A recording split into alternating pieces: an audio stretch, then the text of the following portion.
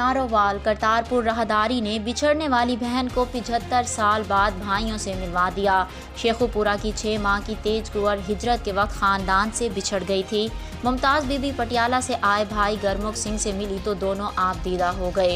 शेखुपुरा की तेज कुंवर का खानदान हिजरत के दौरान बिछड़ गया। 6 माह की तेज कुंवर मुर्दा माँ से लिपट कर रोती पाई गई। एक शख्स ने गोद लिया और नाम मुमताज़ बीबी रख दिया। कुछ अरसा सोशल मीडिया पर उनका राब्ता हुआ। 24 अप्रैल को मुमताज़ बीबी और गुरमुख सिंह अपने अहले खाना के हमरा करतारपुर राहदारी के जरिए दरबार बाबा गुरु नानक पहुँचे। बहन भाइयों ने दोबारा मिलने पर खुशी के आंसू बहा दिए। भाई बहन के लिए अंगूठी और कपड़े भी लाए। मुमताज़ बीबी ने कहा कि वो बहुत खुश है। गुरमुख सिंह ने कहा कि उन्हें 2 खुशियाँ एक साथ मिली, गुरुद्वारा का दर्शन और बहन का मिलन।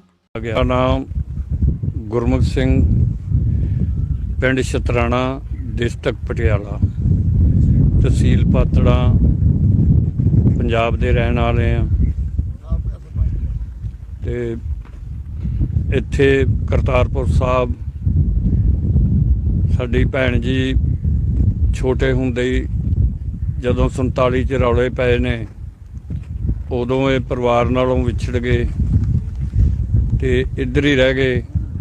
ਇਹਨਾਂ ਬਾਰੇ ਸਾਡੇ ਬਜ਼ੁਰਗਾਂ ਨੂੰ ਕੋਈ ਸੂਹ नहीं सी भी हैगे ने ਜਾਂ मारे गए ने। ये हुण जो विग्यानी तकनीक चली आ इंटरनेट दी, इहदे राहीं इन्हां दी सानू सूह मिली ते इन्हां नाल गलबात होई।